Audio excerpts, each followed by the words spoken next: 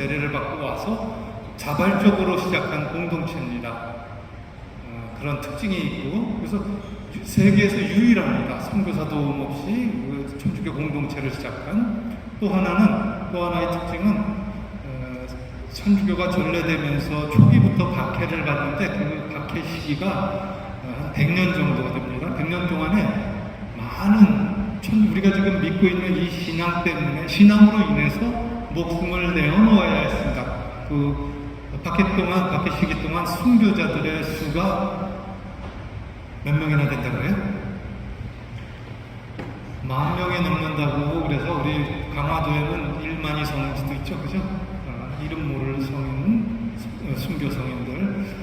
근데 어떤 학자는 4만 명 가까이 될 수도 있다고.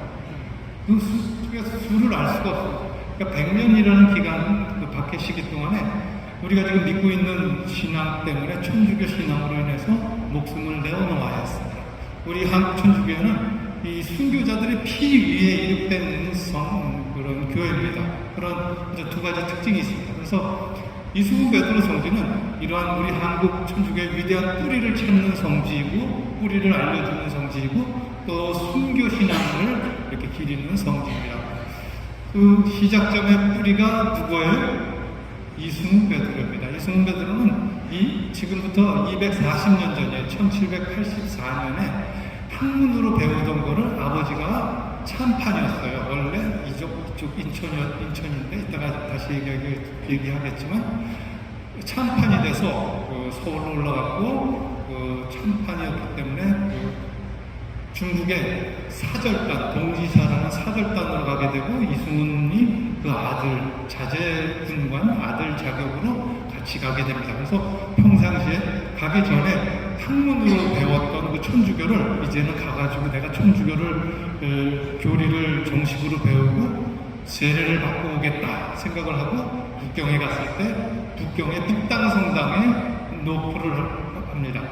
사실 두려웠겠죠. 언어도 다르고, 그리고 환경도 다르고 그런 것에, 그리고 그때 당시에는 또 중국의 선교사들이 코 큰 선교사를, 코 큰 사람을 처음 봤겠죠, 서양 사람을. 그래서 스스로 찾아가서 나 교리를 배우고, 천주교 교리를 배우고 싶다. 학문으로 했는데 정식으로 배우고 싶다. 세례를 달라. 그래가지고 그 기간 동안에, 머무는 기간 동안에 필답으로, 한문으로 교리를 배우고 세례를 받고 성물을 챙겨가지고 돌아옵니다. 그래서 공동체를 같이 공부했던 학자들에게 정약용하고는 천원매부지간이에요. 이승훈이. 그래서 그 형제들, 그 다음에 그 권일신, 권철신, 그때 당시에 어떤 유명한 학자 그룹이었고, 그 다음에 삼촌이 이가완에게도 교리를 선포하고 세례를 베풀고 그러면서 공동체를 시작합니다. 그게 한국 천주교예요. 세계 어디에서도 이렇게 시작된 공동체가 없습니다. 우리 정말 위대한 한국인들의 진리를 추구하는 그런 위대한 그런 DNA가 우리 안에는 있는 것 같아요. 우리 조상 때도 있고, 사실 우리도 마찬가지잖아요. 지금 우리나라가 6.25 나고 여기 다 대충 그래도 연세 드신 분들은 아시겠지만 다 아무것도 잿더미밖에 없었던 그 위에 지금 불과 몇십 년 만에 고도 성장, 경제 성장을 이루고 한류를 전 세계에 그냥 다 알리고 있고, 외국에 이번에 27년도에 세계 청년대회가 있는데 한국을 오고 싶어 하는데 많은 사람들 알고 싶다. 그 정도로 우리나라가 정말 위대한 DNA가 있는 것 같아요. 우리 민족이. 천주교 전례에 있어서도 그렇습니다. 그 시작점의 뿌리가 바로 이승훈 베드로입니다. 그래서 우리 성지는 그러한 뿌리를 찾는 성지입니다. 명례방이 지금의 명동성당 자리입니다. 이승훈 베드로가 명례방에서 그렇게 공동체를 시작하는데, 그때 이제 그러고 나서 이제 보니까 중국에서 미사도 있었고 고해성사도 했지, 견진성사도 했지. 그래가지고 같이 그 초대교회를 시작한 그 학자들에게, 양반들, 자제들에게 너는 주교 역할, 너는 신부 역할, 너는 뭐 역할을 분담해서 미사도 하고 성사도 주고 그럽니다. 그게 교회법적으로는 어긋난 거죠. 교리로는 어긋났지만 그 순수한 열정으로 그 천주교회를 활성화시키고 신앙을 유지하고 싶은 그 순수한 열정, 미사를 드리고 싶어하는 그런 마음으로 시작한 공동체. 그래서 그 명례당 공동체가 그렇게 하면서 그걸 이제 우리는 가성직, 가짜 성직 제도 또는 평신도 성직 제도라고 하죠. 그래서 그게 한 2년 정도, 1년 반, 2년 가까이 그렇게 진행합니다. 그러면서 신자 수가 1000명이 됐고 한 본당 이상으로 커진 거예요. 1000명이 넘는 신자들이 늘었답니다. 그만큼 열성적으로 포교를 한 거죠. 복음 전파하는 거죠. 또 그 안에서 진리를 내가 여기서 진리를 찾겠다는 사람들이 이렇게 모여들고. 근데 이제 그 사건들이 일어납니다. 초기부터 박해가 탄압이 시작되는데 이제 그 명례방에 모여가지고 이렇게 미사를 하고 그러니까 그 군졸들이 포졸들이 돌다가 소리가 사람들이 우글우글 모여서 하니까 노름하는 줄 알고 또는 술 먹고 막 뭐 하는 줄 알고 들이닥칩니다. 그래서 잡아가서 보니까 다 양반집 아들들이랑 다 풀려나고 뭐 양반집 아들들이 그때 당시에는 다 양반들이면 힘 있는 사람들이니까 다 풀려나고 그 집 주인은 김범우인데 김범우는 중인입니다. 양반은 아니고 중인이고 천문학을 관찰하던 역관 출신이에요. 그러다 보니까 그 집주인은 잡혀서 있고 또 귀양까지 가게 됩니다. 단양을 거쳐 밀양까지 귀양을 가다가 결국 이듬해 옥사당합니다. 그래서 한국 천주교 최초의 순교자가 김범우라고 이렇게 물론 이제 공식으로 이제 참수당한 윤지충도 있고 권상현도 있지만 어찌 보면 최초죠. 김범우가 명동성당을 자리해서 자기 신앙을 위해서 자기 집을 내줬던 그 사람이 처음으로 순교를 하게 되죠. 옥사당하죠.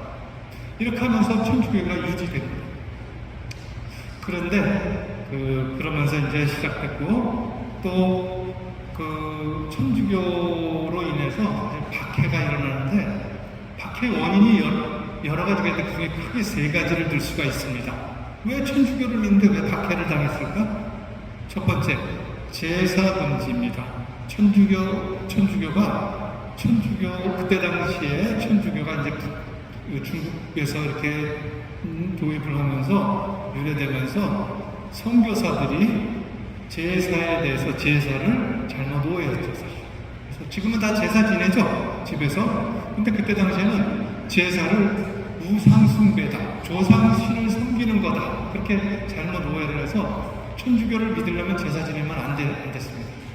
아마 여기 구교 신자분들은 아실 거예요. 저도 어렸을 때 기억해요. 저희 집이 작은 집은 천주교고 큰 집은 아니었어요. 그래서 추석 때 모이면은 지방 쓰는 거 가지고 이거는 뭐 우상이다 아니다 그래가지고 서로 막 다툼하고 어르신들끼리 그런 걸 봤어요. 여튼 그런 제사 금지로 인해서 천주교 박해 원인이 됐고, 왜냐면 그때 당시 유교 사회였잖아요. 조선은 유교의 근본 정신을 그 전통을 이어가는 것이 제사였어요. 제사를 아주 중요하게 여겼어요. 종묘 제례했죠. 제사가 어찌 보면은 그 문화의 가장 전례의 가장 중요한 부분이었는데 그걸 안 지내니까 우리 조선의 정책과 완전히 반대되는 거죠. 또 하나, 평등사상. 천주교는 하느님 안에 모든 하느님 자녀들은 평등하다고 그렇게 전해지고 그러는데 그때 유교 사회인 조선은 계급사회였죠. 양반, 중인, 평민, 상놈 그런 계급이 확실했습니다. 그러다 보니까 함께 천주교 신앙을 하는 사람들은 초대교회 때부터 남녀 구별을 했지만 양반하고 같이 또는 상놈이 양반하고 같이 미사 지내고 그랬어요. 그러다 보니까 사회 질서, 천주교는 사회 질서를 어지럽히는 종교, 사교다 그래가지고 박해의 원인이 되고, 또 하나는 천주교를 이끌었던 지도자들의 대부분이 남인 출신입니다. 이승훈도 남인이고 정약용, 권철신, 이가와 다 초대교회 천주교 지도자들이 다 남인 출신이에요. 우리 조선 사회가 당파 싸움이 아주 심했어요. 그래서 남인이 아닌 반대되는 세력이 정권을 잡고 있을 때는 남인을 박해할 목적으로 천주교 천주교 탄압을 썼어요. 그래서 어찌 보면 정치적인, 근데 어떻게 보면 이게 더 컸을지도 몰라요. 이런 상황에서 박해가 시작되고 천주교 도입 초기부터 그 박해가 시작되고 박해로 인해서 순교자들이 나오게 되는데 이승훈 베드로와 그 후손들 역시 마찬가지입니다. 이승훈은 몇 차례 잡혀가요. 아까 그 명례방 사건에서 일어나가지고 그 을사추도 적발 사건이라고 하는데 을사년에 일어났다고 해서 잡혀갔다가는 양반 아들이라서 풀려나고 또 이승훈은 진사였어요. 성균관 진사. 24살의 진사인데 그 진사는 뭐냐면 지금 쉽게 표현하면 서울대 박사를 받은 거예요. 벼슬길이 쫙 열려 있어요. 근데 벼슬길보다는 천주학을 접하게 되고 또 가서 천주교 세례를 첫 번째로 갖고 들어와서 공동체를 시작하고 그런 인물이에요. 그러다 보니까 그 인생이 천주교로 인해서 쭉 천주교만 아니었으면 평범하게 순탄하게 양반 벼슬길을 갈 사람이었지만 천주교로 인해서 모질고 아주 그 순환과 시련의 삶을, 애절한 삶을 살았어요. 그래서 몇 차례 끌려갑니다. 근데 성균지인사니까 이 성균관에 있던 유생들이 아니 우리 선배 중에 누가 우리 유학은 안 하고 사교인 천주학만 하고 그러고 있다. 사학의 우두머리인 이승훈을 탄핵해야 돼. 저기 잡아들여서 해야 된다. 잡아들여야 된다. 그런 상소를 합니다. 그 정리 반해 뭐 그런 여러 가지 사건들 때문에 또 잡혀갑니다. 잡혀갔다가 그래도 양반이라서 또 희소 풀려나고 평택에 현감을 했는데 평택 지역에 현감을 했는데 거기서 이제 현감 후 정기적으로 향교에 가서 신에게 그 제사를 지내야 되는데 그걸 안 했어요. 왜냐하면 천주교 신앙이기 때문에 천주교를 믿고 있기 때문에 그래서 그걸 안 하니까 또 그 상소를 받아가지고 현감 자리도 또 박탈당하고 또 귀양도 갔다가 또 풀려나고 그런 수차례 그렇게 됩니다.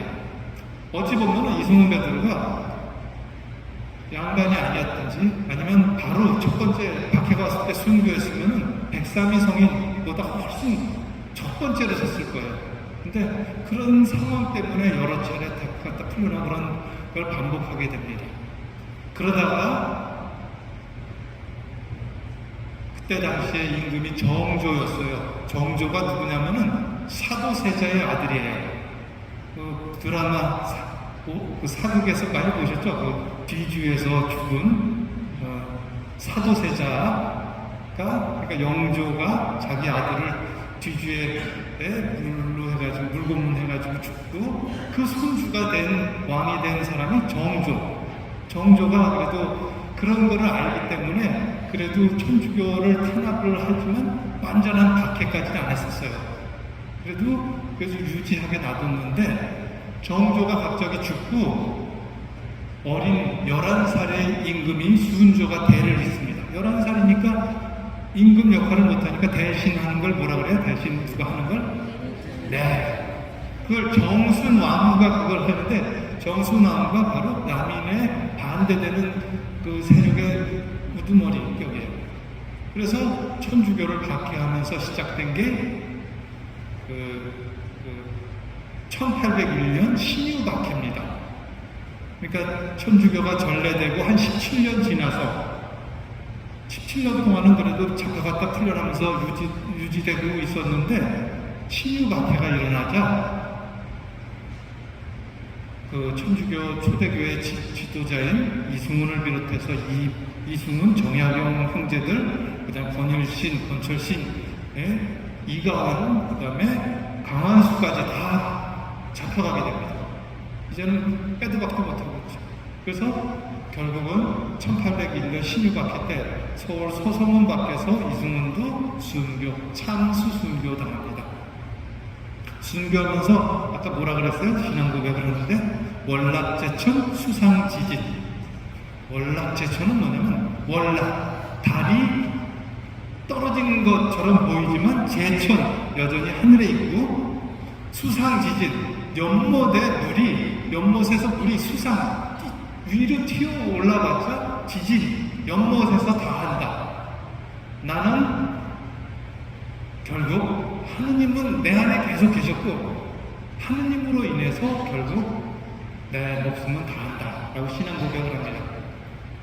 박해 시대 내내 사실 너 누구에게 세례를 받았어? 누구에게 천주교를 배웠어? 하면 겨 거슬러 올라가면 누구였어요? 이승훈 베드로였어요. 계속 그렇게 그런 삶을 살다가 결국은 신유 박해 때 참수 순교하고 묻힌 곳이 바로 이 장수동 산 132번지입니다. 그럼 왜 여기에 묻혔을까요? 선산이라서. 어떻게 선산이 되냐면 저쪽 끝에 보면 장승배기 사거리가 있습니다. 요 바로 여기. 장승은 뭐냐면 장승은 어떤 마을을 시작하는 경계를 가리키는 건데 그쪽에서부터 만수주공 7, 8단지 그리고 이쪽까지가 예전에 우리 조선시대 때는 새들이 많이 모여든다는 조곡 마을이었어요. 조곡. 그 이름은 지금 없어졌죠. 왜냐면 다 이름도 바뀌었고 개발도 다 아파트들이 개발되고 그래서 하지만 조곡이었고 그 마을이었고 그 조곡 마을이 평창이씨 이승훈 베드로의 조상들의 평창이씨 가문의 집성촌이었어요. 여기가. 그래서 당연히 예전에는 집성촌이 있으면 뒷산에 우리 조상들 묘가 있었어요. 선산이에요, 그게. 그래서 묻힌 곳이 바로 이곳입니다. 그래서 이곳에 묻히고 또 그때 당시에는 한 명이 참수를 당하면 조선시대 때 한 명만 참수 당하는 게 아니에요. 그 문중이 다 몰살 당하는 거예요. 그 문중이 다 그냥 다 삭탈되고 지위도 다 박탈당하고 다 그 양반 계급마저도 잃게 되는 거예요. 그래서 그 자손들이 다시 이쪽으로 내려요. 여기서 머물게 됩니다. 그 이신규 마티아도 셋째 아들인데 이곳에서 머물다가 초대교회, 천주교회 지도자들은 다 죽은 상황에서 정화산 가오로하고 외사촌지간이에요. 아버지가 정약용하고 정약용의 누이하고 천남매 부지간이다 보니까 정화산 가오로는 정약용의 후손뻘되고 그러다 보니까 서로 외사촌지간이에요. 그래서 다시 교회 재건운동을 같이 하다가 결국 이신규 마티아도 1868년에 아버지가 순교한 서소문 잡혀서 서소문에서 참수당해서 여기에 묻혀 있습니다. 그래서 이승훈 베드로 묘 밑에 보면은 첫째 아들 이택규묘, 그다음에 셋째 아들 순교자 이신규 마티아가 딱 있습니다. 그래서 이신규 마티아가 순교자예요. 그리고 또 그 자손들이 계속 순교를 합니다. 그 후손들도 이재희라고 손주인데 이승훈의 손자인데 이재희는 앵베르 주교님 선교사 주교님이 왔을 때 목사도 쓰고 1년 동안 같이 다니고 그런 일을 하다가 그리고 신학생으로도까지 뽑혔는데 신학교는 생활은 못하고 그러다가 대신에 김대건 신부님 서품미사 때도 가고 그리고 또 입국하는 것도 도와주고 그 다음에 다블리 신부님 그 다음에 부르기의 주교님 입국하는 것도 도와주고 그러다가 결국은 잡혀서 이재희도 참수 순교합니다. 그리고 그 며느리 정씨도 천주교로 인해서 순교하고 또 다른 손주 이재경도 천주교로 인해서 잡혀서 옥사하고 그리고 그 중손주인 이연구, 이균구, 그 다음에 또 이명현까지 그래서 다 순교합니다. 그래서 이승훈 베드로를 비롯해서 그 집안이 8명이 4대에 걸쳐서 8명이 순교한 집안이 됩니다. 전 세계, 우리나라에서도 보기 드문 현상이고 전 세계에서도 이런 가문이 대를 거쳐서 순교하는 경우는 보기 드문. 우리 한국 천주교회는 늦었지만 2009년도부터 이승훈 베드로를 비롯한 초대교회 지도자들, 순교자들에 대한 시복을 추진하고 있고 2009년도부터 2016년도에 교황청 시복시속위원회에서 이제는 공식적인 시복 대상자다. 그래서 여러분이 받은 리플렛에 보면 하느님의 종 써있죠? 공식적인 시복 대상자에게 우리는 하느님의 종이라는 명칭을 쓰고 있습니다. 호칭을 붙이고 있습니다. 그래서 이승훈 베드로는 하느님의 종 이승훈 베드로입니다. 그래서 하느님의 종, 그리고 시복된 후에 복자, 성인의 묘는 성지로 꾸며야 되고 꾸밀 수 있는 겁니다. 그래서 우리 교구는 늦었지만 2013년도부터 이곳을 성지로 꾸미기 시작했고, 제가 15년부터 이 일을 계속 해오고 있습니다. 근데 우리가 아시는 것처럼 여기가 산이잖아요. 도심 가운데 있는 산이기 때문에 그린벨트죠. 아무런 공사도 할 수 없었습니다. 그리고 또 거기다 정수장까지 있고 그래서 성지로 꾸미는 게 쉽지 않았습니다. 근데 이게 성지 꾸미는 건 하느님 일이에요. 인간의 일이 아니에요. 그래서 기도를 할 수밖에 없었고, 또 그래서 모본당이고 친정본당인 만수일동 본당에서 저는 매달 미사하고 도보술래 묵주기도 하면서 기도부대 레지오팀하고 같이 그랬던 게 계속했고, 코로나 전까지도 계속했고, 그런 기도의 힘에 의해서 또 많은 분들 도움의 힘에 의해서 시하고 함께 이 일을 진행하게 되었고, 인허가 작업을 그동안에 다 정리를 해서 재작년에 교황대사님 모시고 착공 미사를 했습니다. 그리고 지금 2년 가까운 동안 공사를 하고 있고, 주변 정리까지 다 끝나서 이제 이번 달, 다음 달이면 공사가 끝나고 9월 달이면 다시 이번에도 교황대사님 오신다고 했습니다. 새로 부임하신 교황대사님 모시고 교구 차원에서 순교자 연양미사를 할 겁니다. 9월 12일 날. 사실 아시잖아요. 그 밑에 얼마나 지저분했어요. 정수장 저쪽 장수 사거리 쪽에 비닐하우스 있고 꽃집 있고 화원 있고 뭐 장어집도 있고 막 그다음에 난립대 있고 막 그랬는데 그게 다 정리됐어요. 와서 보시면 이렇게 아름답게 이렇게 바뀌었구나 금방 아실 수 있을 겁니다. 저 역시 마찬가지예요. 도보순례하면서 미사 드릴 수 있는 이승훈 베드로를 기억하면서 순교 성인을 기억하면서 미사 드릴 수 있는 공간을 달라고 하느님께 기도하고 그런 영혼을 담아서 이렇게 성지를 조성하려고 했는데, 정말 하느님이니까 이게 되는 거예요. 정말로 안 되는 일이에요.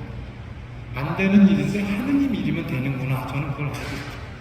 그래서 여하튼 우리 많은 분들, 특히 이제 만수일동 분들이 많은 분들이 공사도 해주시고 후원도 해주시고 또 기도도 해주시고 그렇습니다. 그럴 수밖에 없어요. 우리 옆에 있으니까, 보이니까 특히. 그래서 그렇습니다. 그래서 지금 이제 공사를 하고 있는데 이제 막바지 있어요. 근데 막바지가 힘들 것 같아요. 집 접으신 분들 계시죠? 집 한 채 지면 3년이 넘는데요. 3년. 저는 본당 신자도 없이 이걸 하려니 정말 진짜 힘들더라고요. 속상되고 있습니다. 저도 예전에 아시는 분들은 왜 이렇게 머리가 많이 휘었냐, 많이 빠졌냐 그러는데 하느님께 드리는 봉헌이죠. 하느님의 역사는 인간의 도움을 필요로 하세요. 하느님은 하느님의 구원의 역사입니다. 근데 정말 우리 인간의 희생이 있어야 되는 걸 저는 알고 있어요. 그래도 부족하지만 내 희생이 조금이라도 돼서 이렇게 완성된다는 게 저는 뿌듯합니다. 정말 보람되고 힘이 납니다. 그리고 끝이 보여서 너무 좋고요. 그래서 지금 공사를 하고 있는데 사실은 몇 달 전에 시공업체가 부도가 났어요. 거기다가 부도가 나서 직경하고 있어요. 하청업체들 설득하면서. 왜냐면 보니까 이 회사에다가는 줄 돈은 요만큼밖에 안 남았는데 안 받은 돈은 이만큼이더라고요. 요즘 건설 경기가 안 좋다 보니까 아마 그렇게 된 거예요.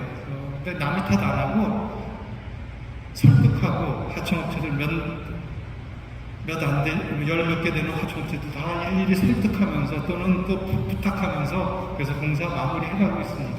그래서 그래도 하느님 일이니까 이게 하는 거고 끝이 보이니까 기쁜 마음으로 하고 있습니다. 아무튼 어려운 가운데 그래도 마무리될 수 있도록 해주시는 하느님께 감사드리고 있습니다. 성지에 오면은 숙연해집니다. 저도 그 성지에서 미사를 하면은 그런 게 힘이 생기더라고요. 성지에서 주는 은총이 있습니다. 저도 이렇게 이렇게 홍보 미사를 코로나 때는 못하다가 작년 올해 이렇게 재정적으로 필요한 거, 또 어려운 점 이렇게 같이 기도하자 그런 청하면서 홍보미사를 하는데 어느 본당에 갔더니 신부님이 그러시더라고요. 자기도 성지에 관한 그 얘기를 신자들에게 하겠다 그러면서 하시더라고요. 그 본당 신부님인데 저도 그렇지만 그 신부님, 저는 대학을 마치고 신학교를 늦게 들어갔습니다. 늦게 들어가다 보니까 집에서 반대를 했대요. 그래서 고민이 많았대요. 내가 집에 반대를 무릅쓰고 이 신학교를 들어가서 정말 친구가 될 수 있을까? 또 이 나이가 있는데 어떻게 젊은 신학생들과 같이 공부해가지고 신학교를 마칠 수 있을까? 그런 고민이 많았대요. 근데 그런 고민을 안고 이승훈 베드로 묘에 와서 기도를 했대요. 기도를 하니까 이 고민거리가 다 날아간 것처럼 확 가벼운 걸 느꼈대요. 기도하면서. 그래서 그 신학교에서 열심히 신학교를 들어갔고 열심히 고민도 다 털어내고 열심히 신학교 생활에서 신부가 사제가 됐고 기쁜 마음에 이곳에서 천미사를 했대요. 그 1월 달에 서품 받고 천미사를 그 묘에서 했대요. 그래가지고 아주 감격이어서 혼자 미사를 했대요. 그 신부님이 그때 당시에는 여기 교통편이 안 좋아서 여기 재물포본당 출신 신부님인데 거기서부터 걸어왔대요. 그리고 기뻐서 그 신부님이 안교도 신부님이에요. 저보다도 훨씬 선배 신부님인데 그런 성지에서 주는 은총이 있습니다. 여러분들 바로 이 옆에 있어요. 자주 오시고 함께 기도하시고 또 성지가 잘 완성되고 활성화될 수 있도록 관심 가져주시기 바랍니다. 미사 후에 제가 아까 9시 미사 열심히 하다 보니까 그 얘기를 못해가지고 별로 지나가는 사람이 우리 봉사자들한테 신청한 사람이 없었대요. 그 얘기를 안 했는데 내려가 미사 마치고 가다 보면 노란 띠 들고 계신 분들이 있는데 거의 여기 만수일동 본당 출신, 만수일동 본당 신자분들이에요. 성지 봉사자들인데 이렇게 십시일반으로 혹시 여기 다 후원하신 분들이 계시면 안 하신 분들은 아직 못 하신 분들은 이렇게 조금씩이라도 능력과 성의껏 이렇게 후원해 주시길 부탁드립니다. 관심이 있으면은 후원하게 되고 사랑을 가지면 후원하게 됩니다. 또 후원하게 되면 관심을 갖고 찾아가게 되고 그렇게 됩니다. 그래서 다시 한번 부탁드리고 또 성지 하느님 뜻 안에서 잘 끝까지 완성되고 활성화되고 함께 기도해 주시기를 청합니다. 이 정도 하면 되겠죠? 네, 올해 이 시간 방문해 주셔서 감사합니다. 모두 일어서십시오.